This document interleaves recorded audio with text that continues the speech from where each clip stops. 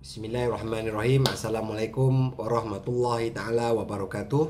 Saya Mustaqim bin Ali, nombor metrik 290200, akan menyampaikan pembentangan tugasan kumpulan subjek GMJ 3023, iaitu Dr. Muhammad Fazil bin Abdul Batau. Pendahuluan. Perkembangan dunia tanpa sepadan kini dilihat telah menyebabkan wujudnya pelbagai cabaran yang baru kepada organisasi. Bagi memastikan cabaran tersebut dapat diuruskan dengan baik dan berkesan, peranan seseorang pemimpin dilihat cukup penting kepada organisasi. Dalam mana-mana organisasi, peranan pemimpin bukanlah hanya perlu untuk memberikan arahan semata-mata, tetapi perlulah turut untuk mempengaruhi dan memotivasikan setiap pekerja yang ada dalam organisasi. Manakala, bagi memastikan seseorang pemimpin itu dapat memimpin organisasi mereka dengan berjaya, setiap pemimpin tersebut perlulah mempunyai ciri-ciri kepimpinan yang unggul dan cemerlang. Bagi diversiti atau keperbagian dalam organisasi, keperbagian atau diversiti di tempat kerja adalah merupakan keperbagaian yang wujud di kalangan tenaga pekerja yang mempunyai keistimewaan dan keunikan tersendiri. Setiap pekerja ini dapat mempunyai keistimewaan dan keunikan tersendiri kerana mempunyai keperbagaian dari aspek personaliti, budaya, cara kerja, fungsi, jantina, pendidikan dan lain-lain lagi. Manakala, menurut Economics EEL 2017 pula, aspek keperbagaian dalam organisasi juga turut merangkumi aspek-aspek lain seperti gaya hidup sihat, tempoh perkhidmatan, kedudukan dalam organisasi, fungsi serta kepakaran dan aspek demografi. Seterusnya, Samska dan LDGRI 2017 pula telah mendefinisikan keperbagian sebagai suatu koleksi campuran di antara individu yang mempunyai persamaan dan perbezaan dari aspek merangkumi kualiti, nilai, persepsi, kepercayaan dan alam individu serta organisasi. Sekian, terima kasih. Saya serahkan kepada sahabat saya yang lain. Assalamualaikum warahmatullahi wabarakatuh. Saya Azwan bin Amiruddin, nombor metrik 290108. Saya akan menyambung tajuk dimensi diversiti atau kepelbagaian. Diversiti atau kepelbagaian boleh dibahagikan kepada dua dimensi utama. Kategori pertama terdiri daripada ciri-ciri yang lebih jelas melibatkan individu dalam unit kerja seperti jantina, bangsa dan umur. Manakala kategori kedua melibatkan perbezaan yang tidak jelas seperti latar belakang pendidikan, tempoh masa bekerja dalam organisasi serta pengalaman profesional.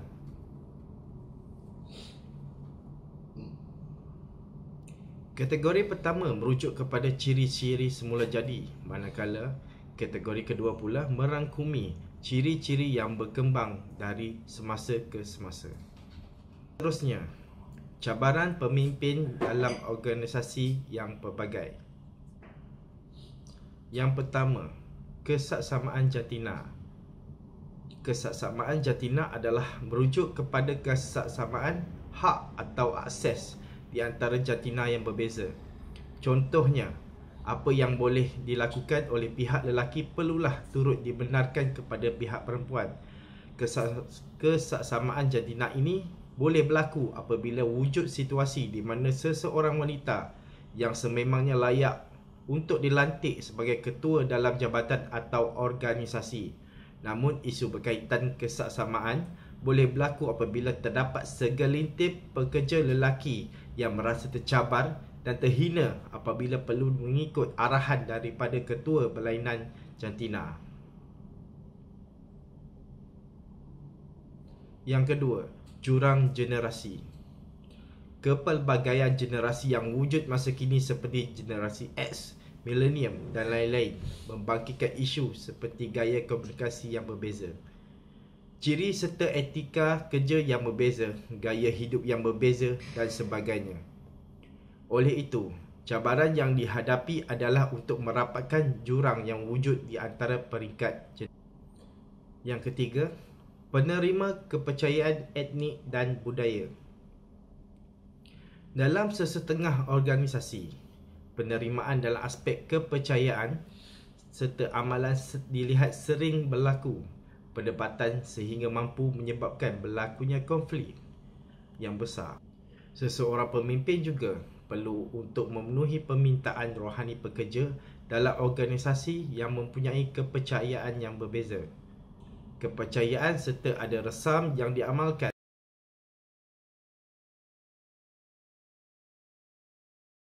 untuk memupuk budaya baru dalam organisasi. Seterusnya, Assalamualaikum dan salam sejahtera. Saya Talha bin Kamarul Zaman, nombor metrik 290255. Saya akan sambung untuk cabaran yang keempat, iaitu bahasa dan komunikasi. Dalam organisasi yang pelbagai, kebanyakan pekerja sudah tentu datang dari latar belakang yang berbeza. Perbezaan ini sudah tentu menyebabkan wujudnya gaya komunikasi yang berbeza, bahasa yang berbeza dan mempunyai tahap kefasihan yang berbeza-beza mengikut bahasa yang digunakan di tempat kerja.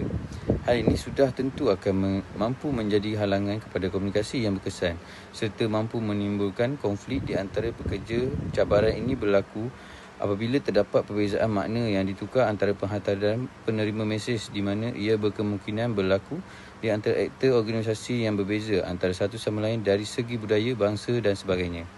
Yang kelima pula adalah kekurangan upaya fizikal dan mental. Isu yang melibatkan orang kelainan upaya OKU dilihat sering berlaku dalam segelintir organisasi di seluruh dunia.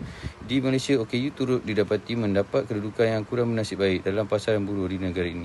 Terdapat juga isu di mana pekerja OKU ini tidak dapat diterima di kalangan pekerja dan sering diganggu disebabkan oleh faktor kekurangan yang ada pada diri mereka tersebut. Cabaran kepada pemimpin adalah untuk meyakinkan pekerja yang ada dalam organisasi tentang kemampuan pekerja kelainan upaya ini, selain memastikan setiap ahli mampu bekerja sebagai satu pasukan tanpa mengambil kira perbezaan yang ada. Seterusnya, saya akan terangkan tentang ciri serta gaya kepimpinan dalam organisasi diversity. Terdapat 3 ciri yang kami jumpa. Yang pertama adalah gaya kepimpinan transformasi. Gaya kepimpinan transformasi dilihat dapat membantu seseorang pemimpin dalam membuat perubahan baru yang lebih baik dalam organisasi. Sebagai contoh, gaya kepimpinan ini dilihat dapat membantu seseorang pemimpin untuk mengubah sifat-sifat negatif yang ada di kalangan subordinat kepada sifat-sifat yang positif. Yang kedua pula, gaya kepimpinan transaksi. Gaya kepimpinan transaksi ini akan menggunakan kaedah pemberian bentuk ganjaran atau hukuman mengikut struktur yang ada dalam organisasi. Kepimpinan transaksi akan sentiasa mengambil tahu serta memberikan penjelasan berkaitan sebarang bentuk tugasan kepada setiap ahli dalam organisasi. Dan yang terakhir pula adalah gaya kepimpinan partisipatif. Gaya kepimpinan partisipatif pula mengandungi beberapa konsep utama, iaitu delegasi, pembuatan keputusan secara bersama dan penyertaan yang akan ditentukan. Gaya kepimpinan partisipatif dilihat turut akan berusaha memberikan galakan dan dorongan kepada subordinat untuk terlibat dengan setiap aktiviti dalam organisasi, termasuklah dalam pembuatan keputusan. Assalamualaikum dan selamat sejahtera. Saya Afiq bin Alias, bernombor metrik 290093. Saya akan menyambung slide yang seterusnya. Slide seterusnya adalah berkaitan dengan teori kepimpinan diversity. Yang pertama adalah teori pendekatan tingkah laku. Teori ini dapati lebih menekankan tentang tindakan yang telah dilakukan oleh seseorang pemimpin terhadap setiap ahli, serta bukanlah tentang apa yang dipunyai oleh pemimpin tersebut. Melalui teori ini, sebuah organisasi dilihat mampu untuk mengenal pasti ciri kepimpinan seorang pemimpin melalui tingkah laku yang ditonjolkan kepada subkoordinat. Yang kedua adalah teori grid pengurusan. Dalam teori grid pengurusan ini, komitmen setiap pekerja terutama dalam aspek penghormatan sesama ahli diberikan penekanan yang paling utama. Dalam organisasi yang pelbagai, sikap saling menghormati dilihat sangat penting bagi mewujudkan suasana yang harmoni di kalangan setiap ahli dalam organisasi. Yang ketiga adalah teori pendekatan situasi. Kepimpinan situasi ialah teori kepimpinan yang menggabungkan kedua-dua dimensi arahan dan sokongan, di mana setiap dimensi ini perlu digunakan dengan betul. Dalam menggunakan teori kepimpinan situasi, perlu menilai pekerja mereka melalui penilaian komitmen mereka untuk menyelesaikan tugas tertentu. Kepimpinan situasional bermaksud pemimpin perlu mengubah tahap sokongan dan keterusterangan kepada pekerja mereka mengikut situasi yang diberikan oleh orang bawahan dan tahap motivasi mereka. Yang seterusnya adalah peranan pemimpin berkaitan isu kepelbagaian di tempat kerja. Yang pertama, mewujudkan persekitaran kerja yang pelbagai dan inklusif. Yang pertama adalah seorang pemimpin berperanan untuk memastikan setiap pekerja berasa bahawa kehadiran diri mereka wujud dalam organisasi dan diterima oleh semua pihak. Yang kedua adalah bagi mewujudkan persekitaran yang inklusif. Ini, pemimpin perlulah memastikan setiap pekerja diberikan layanan secara adil, baik dari aspek pembahagian tugas, pemberian bonus dan sebagainya. Yang ketiga adalah selain itu, peranan pemimpin adalah penting untuk memberi hala tuju dan bimbingan kepada setiap ahli dalam organisasi. Yang seterusnya adalah memberi contoh teladan yang baik serta sokongan terhadap diversity. Contohnya adalah apabila pemimpin dalam organisasi menunjukkan sokongan yang kuat serta memberikan perhatian terhadap diversity yang wujud dalam organisasi, ianya sudah tentu akan mempengaruhi setiap pekerja untuk turut sama menyokong dan memberikan perhatian terhadap perkara tersebut. Seseorang pemimpin perlulah menunjukkan keprihatinan terhadap isu berkaitan kepelbagaian yang wujud dalam organisasi. Sebarang isu yang berlaku dalam organisasi, terutamanya yang melibatkan diversity, perlulah segera diatasi dengan segera melalui perbincangan dan penglibatan pihak yang terlibat. Assalamualaikum warahmatullahi wabarakatuh dan salam sejahtera. Saya Hairi bin Kasman, nombor metrik 290134. Saya akan menyambung pembentangan kumpulan kami mengenai peranan pemimpin berkaitan isu kepelbagaian di tempat kerja. Dalam mengenangani isu ini, pemimpin perlu membangunkan dasar-dasar yang menyokong kepelbagaian dalam organisasi. Peranan kepimpinan mengenai kepelbagaian adalah untuk membangunkan pelan strategik yang menunjukkan falsafah atau pegangan sesebuah organisasi mengenai kepelbagaian. Pemimpin bertanggungjawab membantu organisasi membentuk matlamat bersama pihak pengurusan atasan dalam membangunkan langkah-langkah fungsional bagi melaksanakan strategi melibatkan kepelbagaian dalam organisasi. Selain itu, pemimpin juga perlu meningkatkan kemahiran dalam pengurusan diversity. Seseorang pemimpin dalam organisasi perlulah mempunyai pengetahuan dan kemahiran dalam pelbagai perkara. Pengurusan kepelbagaian tenaga kerja yang berkesan adalah kunci kejayaan sesebuah organisasi di peringkat global.